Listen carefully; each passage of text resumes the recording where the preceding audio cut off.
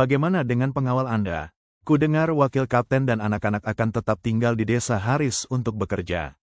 Chale mulai mengerutkan kening mendengar rentetan pertanyaan Hans yang tak ada habisnya. Hans tidak peduli, dia terus berjalan sambil menggendong On dan Hong. Kau bilang wakil kapten tinggal untuk menyelidiki hutan kegelapan. Ledakan di hutan kegelapan. Wakil kapten mengetahui penyebab ledakan karena Chale menjelaskannya kepadanya. Tetapi cerita resmi adalah bahwa dia tetap tinggal untuk menyelidiki karena mereka merahasiakan keterlibatan Chale. Tuan Muda Nim, saya akan menjalankan peran kecil ini untuk saat ini, tetapi saya tidak akan tetap berada di tempat ini selamanya. Chale segera menyingkirkan komentar Hilsman dari benaknya. Itu omong kosong yang tidak berguna. Saya tidak membutuhkannya lagi, jadi saya membiarkannya pergi di pintu masuk. Saudara-saudara Paus telah pergi di pintu masuk. Mereka tentu saja membawa botol air rawa. Namun, setengah dari isinya ada pada Chale. Ekor Hong bergetar karena dia akan segera menjadi lebih kuat. Teruskan juga, Hans. Ya, Tuan, apakah putra mahkota mengatakan kapan saya harus menghubunginya? Chale bertanya dengan santai. Namun, Hans menjawab dengan tegas. Segera, itulah yang dia katakan. Putra mahkota pasti sangat cemas. Chale mulai berbicara dengan tenang. Kalau begitu, ayo kita pergi. Chale duduk di sofa dan menyilangkan kakinya. Penyihir komunikasi video wilayah itu mengintip ke arah Chale. Apakah sudah siap? Ya.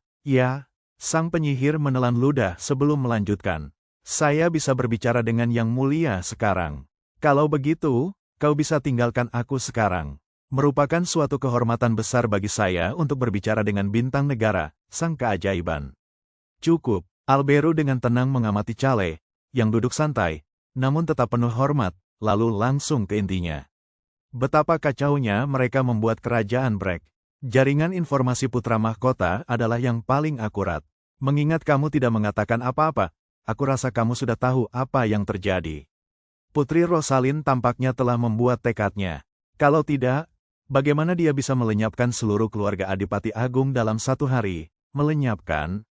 Dia juga melepaskan klaimnya atas tahta. Tapi berdasarkan apa yang kudengar, ada dua orang yang sangat kuat bersamanya. Orang lain mungkin tidak tahu, tapi aku tahu. Tatapan tajam Alberu mengarah ke Chale. Bukankah mereka bawahanmu, Choi Han dan Lok? Bawahanku. Chale bisa melihat sudut bibir sang putra mahkota perlahan mulai bergerak ke atas. Dia juga bersandar di sofa seperti Chale dan dengan santai meludahkannya.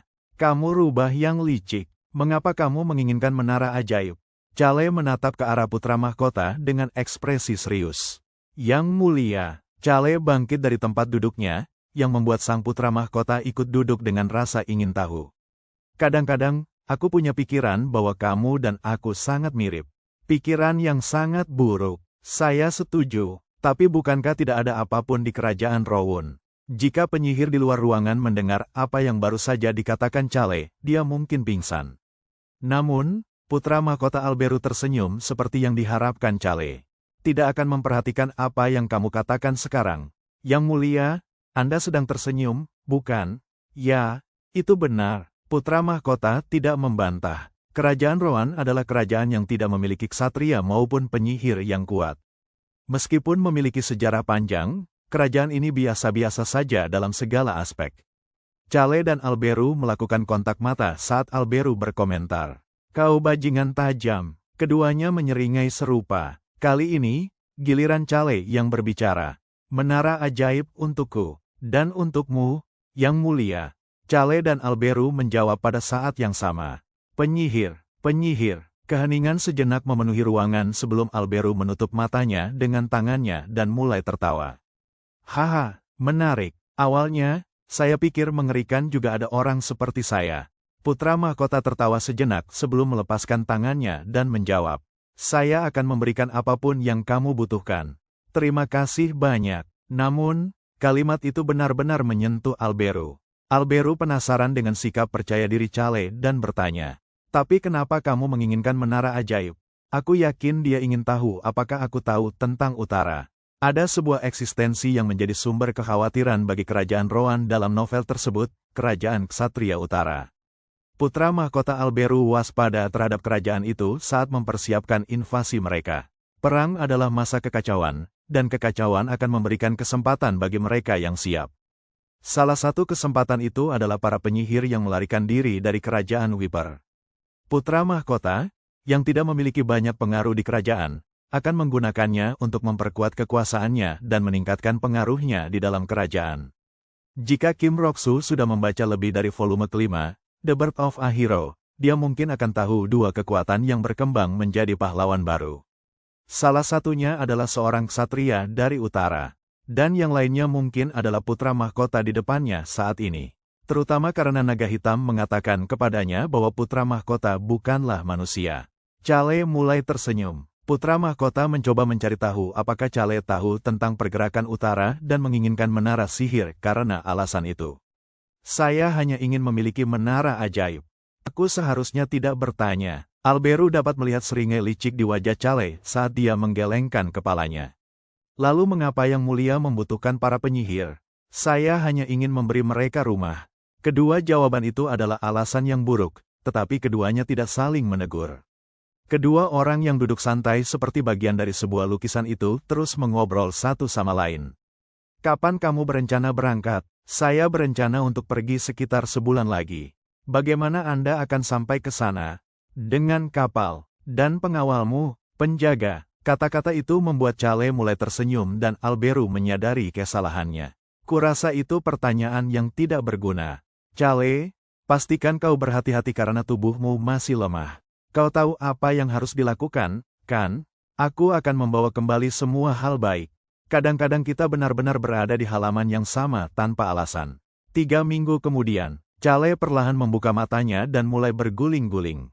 Ia berguling-guling di tempat tidurnya yang besar dan mulai menguap. Saat itu pukul 3 sore. Dia baru saja bangun. Dia mulai mengucek matanya dan menatap langit-langit. Saya menang. Dia bangun 1 jam lebih lambat hari ini. Anak bungsu kami menang lagi.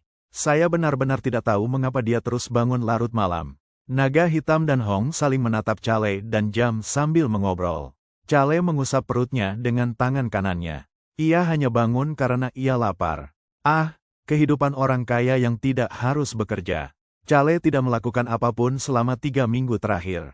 Ia telah menemukan nama untuk naga itu, tetapi meminta waktu sebulan lagi untuk memikirkannya, dan memerintahkan orang lain untuk mengurus semua hal yang ia butuhkan untuk mempersiapkan perjalanan itu. Ia tidur lebih awal dan bangun terlambat setiap hari, hanya bermain-main dan berguling-guling tanpa melakukan apapun di dalam rumah. Hebatnya, keluarganya terus menyuruhnya beristirahat untuk memulihkan diri. Jadi, ia mendengarkan mereka dan sama sekali tidak melakukan apapun. Namun kebahagiaan Chale akhirnya hancur. Manusia, sepertinya Choi Han sudah kembali. Naga hitam berbisik di telinga Chale sambil tersenyum. Ini bagus sekali. Aku jadi bosan akhir-akhir ini.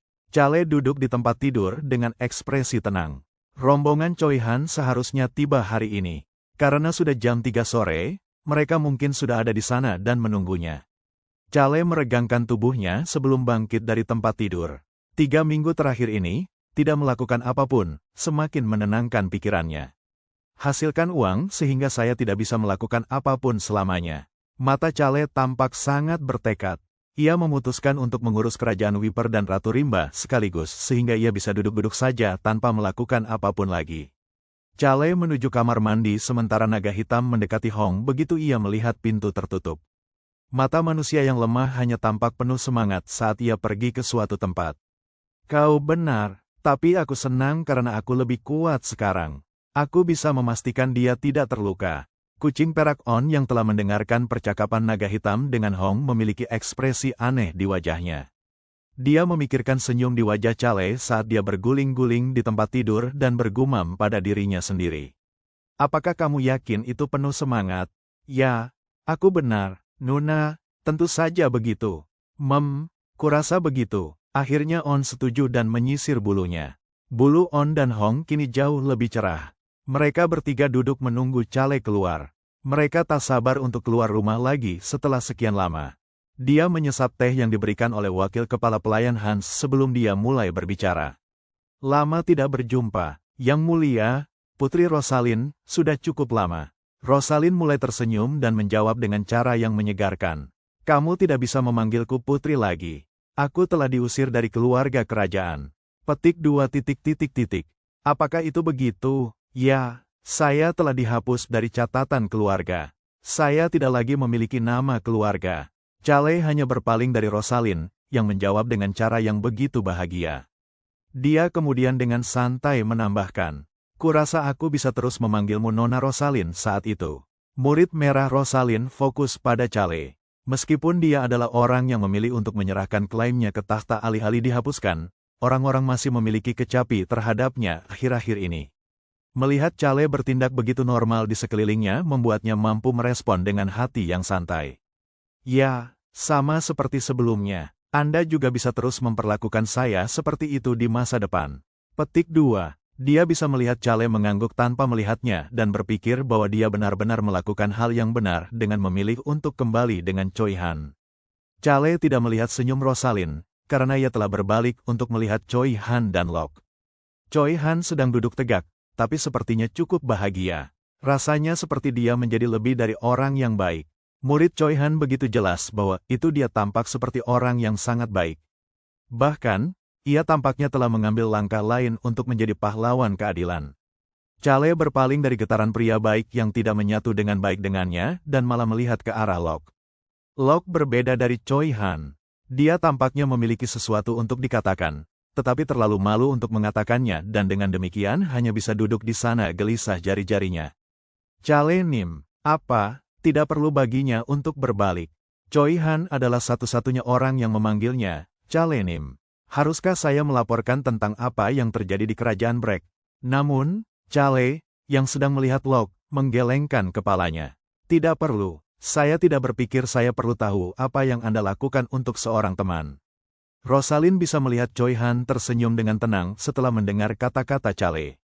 Dia kemudian mulai berbicara, "Ya, itu benar, tapi tolong beritahu saya jika ada sesuatu yang Anda ingin tahu. Aku akan segera melaporkannya kepadamu." Tidak perlu, Calais merasa seperti dia hanya akan sakit kepala jika dia tahu tentang hal itu. Dia tidak ingin tahu bagaimana mereka mampu menyebabkan keributan seperti itu di kerajaan Brek dalam waktu singkat, serta bagaimana Rosalind menyerahkan klaimnya atas takhta. Locke, dia memanggil Locke sebagai gantinya. Ya, Locke, yang sekarang lebih tinggi dari Choi Han, masih sedikit canggung. Calais tahu mengapa Locke begitu gelisah sekarang. Calais melihat ke arah wajah Locke yang bingung dan mulai berbicara. "Saudara-saudaramu ada di tempat lain sekarang. Di mana? Apakah mereka semua ada di sana?" Desa Haris. Choi Han, yang telah melihat Calais, menegang setelah mendengar kata-kata itu. Namun, Calais bahkan tidak melihat jalannya sebelum beristirahat untuk mengambil seteguk teh hangat. Orang lain menyela saat dia melakukan itu. Itu adalah wakil kepala pelayan Hans. "Kami sedang merekonstruksi Haris Village. Dulunya sebuah desa kecil tapi indah di sebelah gunung. Sesuatu yang buruk terjadi tidak terlalu lama menyebabkannya terbakar. Gunung, desa kecil tapi indah, dan rekonstruksi karena kebakaran besar." Sebuah gambar tunggal memenuhi pikiran Locke saat ia mendengar kata-kata itu. Itu adalah gambar dari kampung halamannya yang terbakar abis. "Kami juga sedang membangun kuburan yang tepat." Choi Han melihat ke arah Hans saat Hans mengintip ke arah Calais dan terus berbicara. Tuan muda itu bersikeras tentang bagian itu. Klik, genggam membuat suara saat Calais meletakkannya kembali di atas meja. "Aku tidak bersikeras tentang hal itu. Tapi bukankah ini hal pertama yang Anda minta Kaun Nim sehubungan dengan sesuatu yang terkait dengan wilayah Henitus kami? Ini adalah pertama kalinya saya melihat Anda tertarik pada administrasi wilayah kami, Tuan Muni Muda." "Itu tidak ada yang besar." Calais melambaikan tangan ke arah Hans untuk tidak mengatakan apa-apa lagi dan Hans dengan cepat diam. Namun, dia tampak gelisah seperti yang masih banyak dia katakan. Calais hanya mengabaikan ini dan melihat ke arah Locke, yang tampaknya dalam pemikiran. "Locke, ya, temuilah saudara-saudaramu dan lapor tanah yang mereka tinggali sekarang." Dia kemudian memanggil Choi Han yang masih kaku. "Choi Han, pergi memberikan salam Anda juga. Adikmu Locke tidak tahu jalannya, sehingga kau bisa membimbingnya di sana." Petik 2. Calais mengatakan satu hal terakhir untuk mereka bertiga. "Kalian bisa pergi sekarang. Nona Rosalind, tidak apa-apa bagimu untuk pergi sekarang." Choi Han menunggu sampai mereka semua pergi sebelum akhirnya bangun. Chale Nim, terima kasih banyak. Saya tidak butuh terima kasih seperti itu. Keluar saja. Choi Han melakukan apa yang diperintahkan dan menuju pintu. Chale, yang telah mengambil cangkir tehnya kembali saat mengamati Choi Han, bisa mendengar Choi Han berhenti dengan gagang pintu di tangannya dan mulai berbicara. Aku mendengar dari Mer, Hans bahwa itu kamu akan menuju ke kerajaan Wiper. Ya, kami akan segera pergi begitu Anda kembali dari desa, jadi kemasi tas Anda. Ya, Tuan. Choi Han memiliki senyum menyegarkan di wajahnya. Namun, senyum itu dengan cepat menghilang saat dia memutar gagang pintu. Klik, Choi Han terus berbicara saat pintu terbuka. Namanya adalah Bob. Bagaimana kau tahu tentang Bob? Apakah Hans memberitahunya tentang Tongka? Chale melihat ke arah Choi Han dengan rasa ingin tahu, tapi dia hanya bisa melihat punggung Choi Han saat dia berdiri di pintu. Suara Choi Han yang tenang dan tulus terus mengalir. Mer, Backrox mengatakan kepada saya bahwa dia hampir membuat Anda terluka. Petik 1. Mengapa Backrox mengatakan sesuatu seperti itu? Hurt, aku tidak terluka. Aku baru saja dituangkan oleh air dan debu batu. Aku mengerti. Choi Han tidak mengatakan apa-apa lagi saat ia berjalan keluar. Chale bisa melihat Hans menyeberang jalan dengan Choi Han dan kembali. Hans berhenti sejenak setelah melakukan kontak mata dengan Choi Han dan kosong berdiri di sana. Apa itu? Hah? Oh. Tidak ada. Tidak ada sama sekali. Hans melambaikan tangannya dengan panik pada pertanyaan Chale dan melihat kembali ke arah Choi Han yang pergi sebelum masuk ke dalam penelitian. Tuan Nim muda, apakah kamu bertengkar dengan Choi Han Nim? Aku, apa yang kau bicarakan? Tentu saja kau tidak. Haha, itu bukan apa-apa. Chale menatap Hans yang bertingkah aneh, tetapi masih mengatakan apa yang perlu dia katakan. Dia masih harus memberikan perintah. Kami akan pergi dalam waktu sekitar 10 hari, jadi siapkan semuanya. Ya, aku mengerti. Aku akan bekerja keras. Penjaga terakhir dari menara sihir, yang membuang posisinya dan melarikan diri. Ini akan menjadi pertama kalinya saya melihat kurcaci. Petik 2. Untuk membeli menara sihir yang utuh, ia perlu bertemu dengan kurcaci yang keluarganya telah melindungi menara sihir selama beberapa generasi. Chale mulai tersenyum. Sebuah cacing campuran darah yang adalah setengah tikus binatang orang. Muller, orang kecil yang memiliki kematian paling lusuh dan terburuk dalam kelahiran seorang pahlawan. Dia sesingkat kurcaci dan tampak lemah tanpa otot karena sifat unik dari orang tikus. Dia benar-benar orang kecil. Chae keluar dari penelitian dan masuk ke kamar tidur. Dia berpikir tentang bagaimana menangkap tikus yang melarikan diri itu ketika dia menuju ke naga hitam, On, dan Hong, yang mungkin bermain di kamar tidur sekarang. 10 hari, ini akan berlalu dengan sangat cepat. Dan seperti yang diharapkan Chale, seminggu dengan cepat berlalu. Dia duduk di sofa seperti dia seminggu yang lalu, bersandar jauh ke belakang sofa. Sai, Choi Han dan Locke, yang telah pergi tepat seminggu yang lalu, meninggalkan Rosalind di sini, kembali. Namun, mereka tidak kembali sendirian. Tu Master Nim muda, Wakil Kapten Hilsman kembali bersama mereka. Tapi penampilannya aneh. Wakil Kapten, yang biasanya mengenakan cara yang sesuai dengan posisinya, mengenakan baju besi kulit lusuh dan memiliki banyak luka di wajahnya. Saya mengatakan kepadanya untuk fokus pada restorasi Harris Village. Rasanya seperti Wakil Kapten telah melakukan beberapa hal selain apa yang telah diperintahkan Chale. Aku sudah kembali, Tuan Muda. Dia tidak tahu alasannya, tapi Chale masih menghindari Hilsman, yang berbicara dengan kekaguman. Namun, dia bukan satu-satunya yang kembali dengan Choi Han dan Locke. Tuan Miter Muda, kami ingin melihat Anda. Petik 1. Tuan Muda Chale Nim, kami juga di sini. Petik 2. Halo Tuan Muda Chale, apakah kamu baik-baik saja? Chale bisa mendengar 10 anak berbicara sekaligus. Maes, serta anak-anak serigala lainnya, dengan polos menatap Chale dan tersenyum. Namun, atmosfer di sekitar mereka terasa sangat berbeda. Anak-anak memiliki perban yang melilit beberapa tempat di tubuh mereka. Sesuatu di luar harapan Chale tampaknya telah terjadi di Harris Village. Kami datang dengan Lok Hyung karena Anda tidak pernah menyebutkan kapan kami harus kembali. Tidak memberitahumu kapan harus datang adalah caraku mengatakan jangan kembali. Chale tidak bisa memberitahu anak-anak yang sudah ada di sini untuk kembali, jadi dia hanya menganggukkan kepalanya dan berbalik untuk melihat Choi Han dan Locke.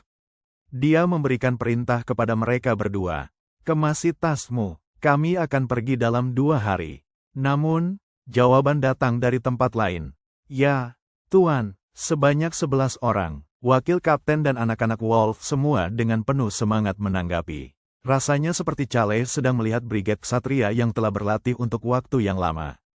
Choi Han dan Locke memandang ke arah mereka dengan puas. Hal ini terutama berlaku untuk Choi Han, yang melihat mereka seperti dia sedang melihat murid-muridnya. Sensasi aneh itu berlanjut hingga Chale tiba di meja makan.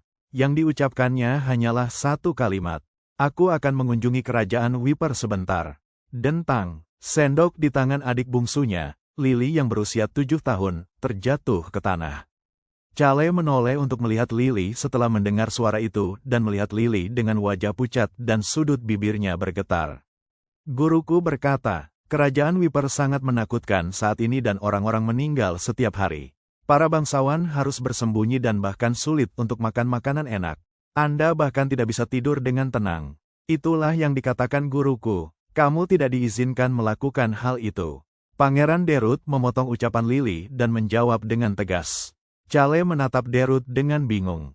Putra mahkota telah menjanjikan bantuan selama perjalanannya ke kerajaan Wiper sehingga ia dapat sampai di sana dengan aman dan diam-diam. Kami akan memberitahu keluargamu bahwa kau menuruti perintahku. Tidak perlu memberitahu mereka tentang penyihir atau menara sihir atau hal semacam itu, kan? Tentu saja, rahasia adalah yang terbaik. Aku juga hanya ingin keluargaku dan penguasa wilayah Ubar mengetahui perjalananku. Tentu saja, aku akan menyiapkan semuanya. Putra mahkota Alberu kemudian segera memberitahu Pangeran Derut bahwa itu adalah misi rahasia yang ditugaskannya kepada Chale. Ayah, ini perintah dari Yang Mulia, Putra mahkota. Tidak masalah. Chale melihat ke arah Basen, yang kaku seperti waktu telah membeku, lalu ke satu-satunya orang yang tampak tenang, Violan. Dia bertanya dengan santai saat mereka berkontak mata. Apakah ini keputusanmu sendiri? Ya, aku ingin pergi. Chale, ya. Violan meletakkan sendoknya dan melanjutkan berbicara. Kau tahu di sana berbahaya. Ya, Chale dengan enteng setuju. Namun, tidak masalah jika ada Choi Han, Naga Hitam, Rosalind, dan Locke. Bahkan Hilsman dan 10 anak serigala dengan penuh semangat memintanya untuk membawa mereka bersamanya, jadi dia tidak berpikir akan berada dalam bahaya sama sekali. Chale, ingatlah satu hal. Aku selalu khawatir padamu, anakku. Kami semua khawatir padamu. Namun, tatapan Violan tiba-tiba berubah tajam. Kami sama sekali tidak peduli dengan kerajaan ini. Aduh, istriku, kita butuh kerajaan yang aman agar keluarga kita juga aman. Namun, Violan mengabaikannya dan terus bertanya kepada Chale. Apakah ini keputusanmu? Aku adalah kura-kura emas. Pangeran Derut mengingat apa yang dikatakannya kepada putranya belum lama ini. Kita melindungi apapun dan segalanya dengan cangkang kita yang sangat kokoh. Namun, yang terpenting adalah melindungi diri kita sendiri. Dia memandang ke arah putranya, yang tampak tenang dan santai. Yang terpenting bagi saya adalah menggunakan cangkang saya yang kokoh untuk melindungi diri saya sendiri. Bagaimanapun juga, aku seorang Henitus. Jadi tidak perlu khawatir. Suaranya penuh keyakinan dan tatapannya penuh percaya diri. Countess Violan mulai tersenyum. Baiklah, saya mengerti, tapi saya rasa saya tidak bisa berhenti khawatir. Itulah arti menjadi orang tua. Sebenarnya tidak ada alasan untuk khawatir, tetapi Chale tetap mengangguk pada Violan. Mereka pikir kami akan melakukan apapun yang mereka perintahkan karena kami sudah lama bersembunyi. Count Derut hanya bergumam sendiri sambil sesekali mengunyah sepotong daging. Namun, melihat tidak ada lagi perlawanan, Chale kembali fokus pada makanannya dengan tenang. Dia begitu terfokus pada makanannya, sehingga tidak menyadari apa yang terjadi selanjutnya. Dia tidak melihat bahwa tatapan yang dibagi antara Count Derut dan Countess Violan tidak normal. Dia juga tidak tahu bahwa setelah makan malam, Count Derut memerintahkan kepala pelayan untuk secara diam-diam mengumpulkan semua informasi yang berhubungan dengan putra mahkota dan kerajaan Wiper, berapapun biayanya. Chale baru saja menyelesaikan hidangan lezatnya dan meninggalkan ruang makan. Ia bisa mendengar seseorang berlari ke arahnya, meskipun hal ini bertentangan dengan etika para bangsawan. Dasar, Basen dan Lily lah yang mengejar Chale. Hyung Nim, Kamu harus pergi. Kurang lebih begitu. Kalian berdua harus fokus pada studi dan latihan kalian. Aku hanya bisa bersikap seperti ini karena kalian berdua di sini yang mengurus semuanya. Chale selalu merasa tenang karena tahu Basen akan menjadi penguasa wilayah berikutnya dan Lily menjadi komandan militer. Setidaknya mereka tidak akan memiliki alur cerita drama yang biasa terjadi antara putra tertua dan putra bungsu yang lebih berbakat yang memperebutkan posisi penerus atau hal semacam itu. Masih banyak yang harus ia persiapkan. Chale mulai berjalan pergi sambil berbicara kepada saudara-saudaranya lagi. Aku akan membawakan kalian berdua beberapa oleh-oleh dari kerajaan Whisper. Chale tidak menyadari bahwa tatapan Basen dan Lily tertuju pada Chale sebelum saling bertukar pandang dan menganggukkan kepala. Ia sama sekali tidak tahu bahwa adik-adiknya sudah memutuskan pekerjaan masa depan mereka. Beberapa hari kemudian, Chale senang karena ia bisa naik kapal tepat pada waktu yang ia rencanakan. Tuan muda Chale, Nona muda Amiru. Amiru diam-diam mengamati Chale, yang masih tetap santai seperti sebelumnya. Tuan Ubar sudah berada di kapal yang sama dengan putra mahkota. Jadi Amiru telah memerintahkan mereka untuk menyiapkan kapal terbesar dan terkuat segera setelah dia menerima perintah dari putra mahkota. Tuan muda Chale, saya harap Anda kembali dengan selamat tanpa terluka kali ini. Saya juga berharap hal yang sama. Saya tidak mengerti mengapa Yang Mulia mengirim Anda ke tempat berbahaya itu ketika Anda baru saja menyelesaikan pemulihan. Namun, Yang Mulia mungkin mengirim Anda karena itu adalah Anda, dan dia dapat mempercayai Anda. Kepercayaan, putra mahkota bukanlah tipe orang yang mempercayai siapapun. Chale tidak ragu untuk mengatakannya dengan jujur dengan ekspresi kaku. Benarkah? Aku tidak begitu yakin. Dia tampaknya tidak begitu mempercayaiku. Tentu saja, Tuan muda Chale, jika itu berarti sesuatu, aku percaya padamu. Ah, ya, baiklah, terima kasih banyak, Nona muda Amiru. Melihat Amiru menanggapi dengan sangat keras, yang sangat bertolak belakang dengan sikapnya yang tenang, Chale tidak dapat berkata apa-apa lagi. Ia kemudian mulai berjalan lagi karena mereka harus segera berangkat. Ada orang yang harus ia temui. Tuan muda Cha, saya akan pergi sekarang, Nona muda Amiru. Chale naik ke kapal dengan hati yang tenang setelah melihat bahwa Amiru tidak lagi berusaha menahannya. Ia naik ke dek dan dapat melihat bahwa desa itu sangat bising karena pembangunan saat ini. Selanjutnya, beberapa pusaran air lainnya telah menghilang, menciptakan jalur aman yang cukup lebar untuk kapal besar. Tetapi pusaran air lainnya masih sama.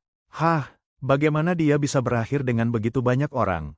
Choi Han, Lok, dan Rosalind, anak-anak kucing, On dan Hong, gemetar karena mereka berada di air tetapi bersikeras untuk ikut dengannya. Hans, yang berada di sebelah anak-anak kucing. Terakhir, Wakil Kapten Hillsman yang pucat pasi karena berada di kapal, Backrox yang mengamati Hillsman dalam diam, dan 10 anak serigala di sampingnya. Jika aku terluka di tengah orang-orang aneh di sekelilingku, itu sungguh mengejutkan. Seseorang mungkin mengira dia sedang mencoba menghancurkan sebuah kerajaan saat ini. Saya suka bau laut. Mengapa dia harus takut pada apapun, terutama dengan datangnya naga hitam juga? Chale memberi perintah kepada kelompok itu, yang semuanya menatapnya. Ayo pergi. Bo! Klakson berbunyi tanda keberangkatan mereka menyeberangi Laut Ubar. Kapal itu menyamar sebagai kapal dagang. Yah, itu bukan penyamaran sebenarnya. Bagaimanapun juga, ini adalah perdagangan yang kulakukan. Namun, tentu saja itu bukan perdagangan yang adil. Akan sangat menguntungkan bagi Chale, tetapi tidak adil bagi pihak lainnya. Manusia, jangan tersenyum seperti itu. Kamu kelihatan seperti akan menipu seseorang lagi. Dia bisa mendengar suara naga hitam, tetapi memilih untuk mengabaikannya dan menikmati angin laut yang menyegarkan. Begitu saja, kapal mulai menuju pelabuhan terkecil di kerajaan Whisper. Malam harinya, Chale tidak tidur, tetapi berdiri di dek. Saat itu hampir tengah malam, jadi tidak ada orang lain di dek, tetapi dek itu terang benderang dan bulan purnama membuatnya tidak gelap sama sekali. Dia berencana untuk bertemu beberapa tamu di sini malam ini. Manusia, tidak perlu bersembunyi karena tidak ada orang lain di sana saat apa? Saya hanya bertanya-tanya, apakah nama yang kamu pikirkan adalah kata acak? Apa yang sebenarnya sedang kamu bicarakan? Sang naga hitam tampak sangat khawatir. Saya rasa kamu akan memilih sesuatu seperti hitam atau naga. Ah, namamu, Chale membuat ekspresi yang sangat serius atas pertanyaan anak berusia 4 tahun itu yang sangat mengkhawatirkannya. Apakah nama seperti itu tidak bagus? Sama sekali tidak. Aku baik-baik saja dengan apapun. Tidak apa-apa asalkan kau memberiku nama, manusia. Jangan khawatir. Sayapnya berkibar cepat, dan ekornya bergetar saat ia memohon dengan kuat kepada Chale. Ekspresi Chale langsung berubah normal seolah-olah ia tidak pernah serius sama sekali. Kalau begitu aku senang, dia lalu melanjutkan dengan santai. Raon, On, dan Hong pasti sedih kalau mendengar apa yang kamu katakan. Manusia, apa yang baru saja kau katakan? Nama depanmu Raon. Raon, itu berarti gembira dalam bahasa Korea murni. Dan nama belakangmu adalah Miru.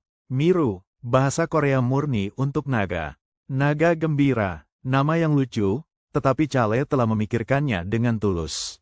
Ia khawatir Choi Han mungkin curiga dengan nama Korea yang murni, tetapi ia juga telah menemukan alasan untuk itu. Suara tenang terdengar di telinga naga hitam. Namun, naga hitam belum pernah melihat ekspresi seperti itu di wajah Chale sebelumnya. Senyum tenang tersungging di wajah Chale saat ini. Aku memberikan nama ini dengan harapan kamu akan bahagia dan menjalani kehidupan yang menyenangkan. Apa maksudnya? Naga hitam bertanya kepada Chale tentang arti nama itu. Chale menunjuk naga hitam dengan jari telunjuknya. Anda, Raon dan Miru, tak satu pun dari kata-kata ini ada di dunia ini. Hanya ada satu hal yang dilambangkan oleh kedua kata ini di dunia ini. Itu kamu. Itu kata-kata yang hanya untukmu dan hanya untukmu. Hanya aku, ya. Chale mulai tersenyum sambil menepuk kepala naga itu. Karena kau adalah seekor naga yang besar dan perkasa. Hanya, naga hitam bergumam sendiri beberapa saat sebelum menepis tangan Chale dari kepalanya dan merentangkan sayapnya. Sayapnya berkibar cepat saat dia mendengus.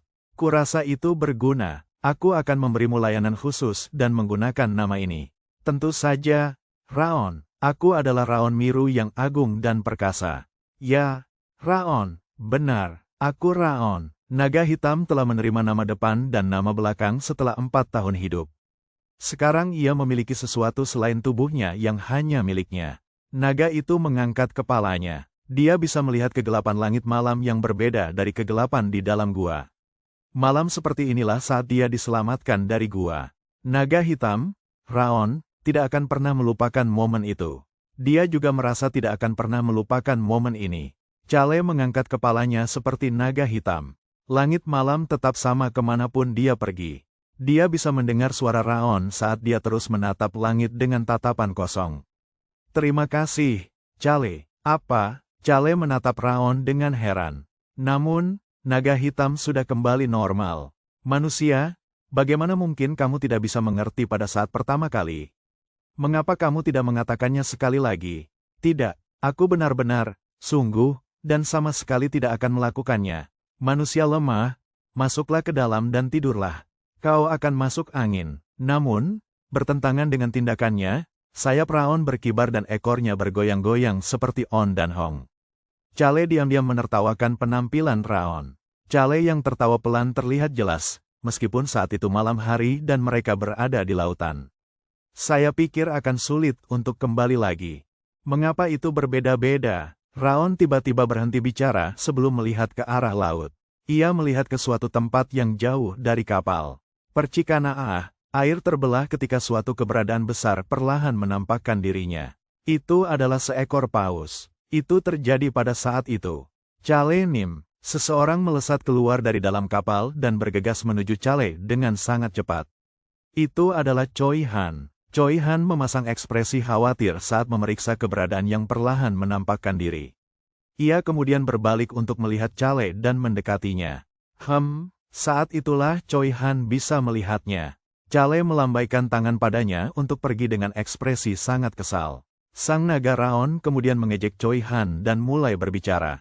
Mereka bukan musuh. Apa? Choi Han menoleh untuk melihat ke arah laut. Pada saat yang sama, Chale berhenti bersandar di pagar dan menundukkan kepalanya ke arah laut. Bukan hanya satu paus. Ada 3 paus yang mendatangi mereka. Para tamu telah tiba. Salah satunya adalah Witira, paus bungkuk. Yang lainnya adalah paus pembunuh. Dan terakhir, saya menyapa Raja Paus. Chale menyapa yang terbesar dari ketiganya, Paus bungkuk, Raja Paus. Mata paus besar milik Raja Paus, Sickler, bergerak ke arah Chale. Chale tersenyum. Betapa kuatnya tekanan itu. Sickler adalah Raja Lautan. Ia memiliki aura yang tidak dapat dibandingkan dengan Raja Kerajaan yang mengawasi wilayah kecil di benua barat. Itulah sebabnya Chale mulai tersenyum lebih lebar. Pupil mata Sickler mulai mengerut saat dia mulai tersenyum. Chale mundur sedikit dan merentangkan kedua lengannya. Bagaimana kalau kita berdiskusi di atas dek? Astaga, uap air memenuhi udara saat 3 orang diam-diam mendekati kapal. Ketuk, ketuk, ketuk. Ketiga orang itu mendarat dengan lembut di dek. Chale bisa mendengar suara raon di kepalanya saat itu. Naga jauh lebih cantik dan agung. Chale memahami perasaan raon dan menepuk kepalanya. Ketiga paus berdarah murni ini sangat cantik. Yang ini benar-benar kaku. Choi Han menjadi kaku setelah melihat orang-orang suku paus.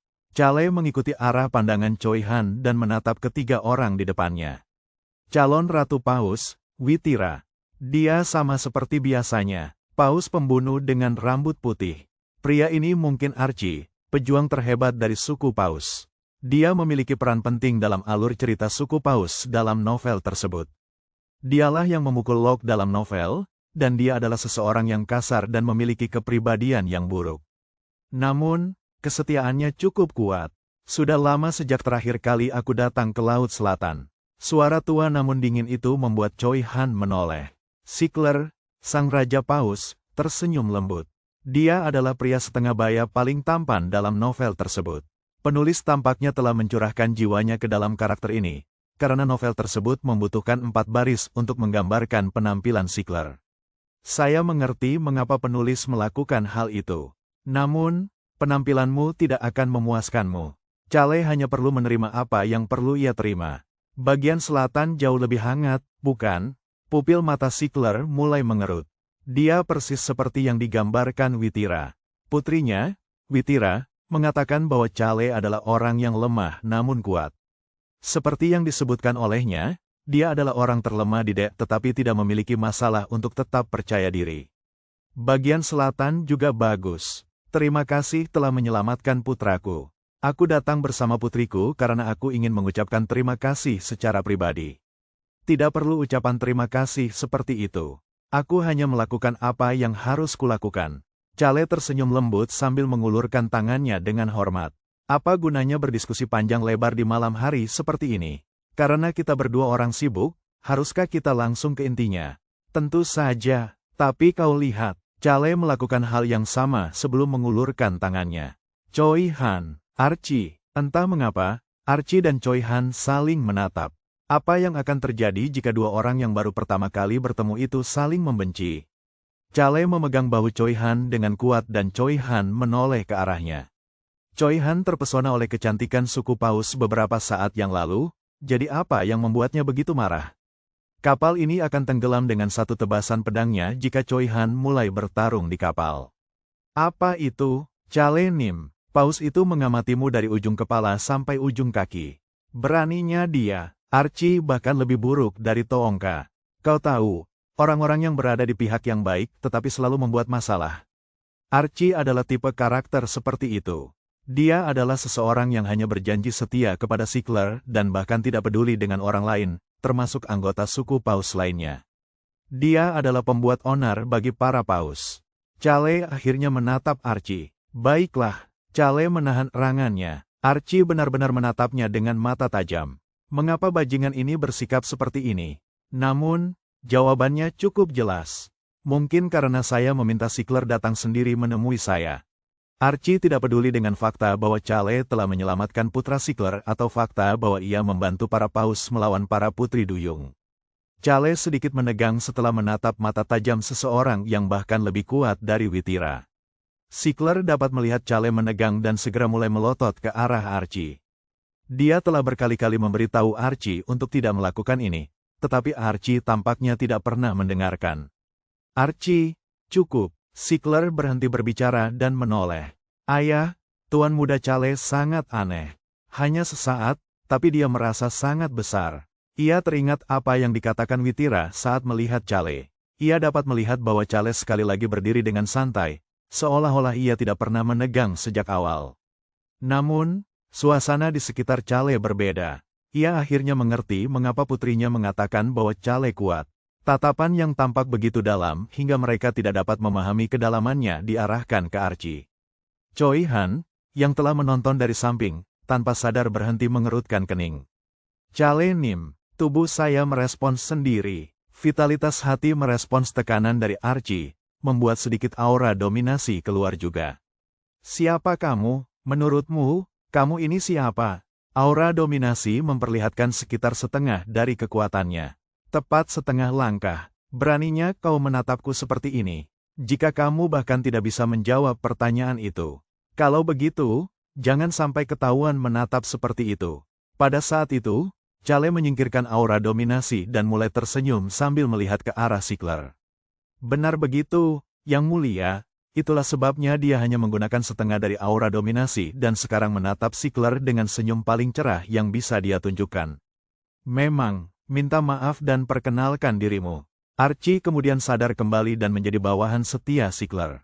Chale dapat melihat Archie menundukkan kepalanya tanpa memandangnya. Saya minta maaf, namaku Archie. Baiklah, saya Chale Henitus. Dia lalu mendengar suara raon di kepalanya. Manusia, kau tampak hampir sekuat ujung kuku kakiku tadi. Kerja bagus sekali. Tolong berikan aku barang itu. Ah, benar. Sickler yang tampak sangat lelah tampaknya telah kehilangan kewibawaan seorang raja dan berubah menjadi paman tetangga. Begitulah dia begitu Anda menjadi dekat dengannya. Sickler melihat ke arah Witira. Tuan muda Chale, hilang kemana? Paketnya, apa ayah menaruhnya di saku dalam? Ah, ini dia. Lega, aku, tetapi mengapa kau membutuhkan mana mati ini? Seharusnya tidak ada manusia yang membutuhkannya. Yah, mungkin para ahli nujum zaman dulu menganggapnya berguna, tetapi tidak ada satu pun yang tersisa. Aku tidak tahu apa yang akan kau lakukan dengan jumlah yang sedikit ini. Chale memasang senyum nakal. Entahlah, yang Chale butuhkan hanyalah sejumlah kecil ini. Chale memasukkan semua barang ke dalam tas ajaibnya dan mendiskusikan beberapa hal dengan keluarga kerajaan Paus sebelum mengucapkan selamat tinggal. Sampai jumpa lagi lain waktu. Sekali lagi saya minta maaf atas tindakan Archie hari ini. Tidak apa-apa, tidak, aku bersikeras. Itu karena si dia itu masih harus banyak belajar. Ayah, Witira memanggil untuk menenangkan ayahnya sebelum berbicara dengan Chale. Sampai jumpa lagi lain waktu, Tuan Muda Chale.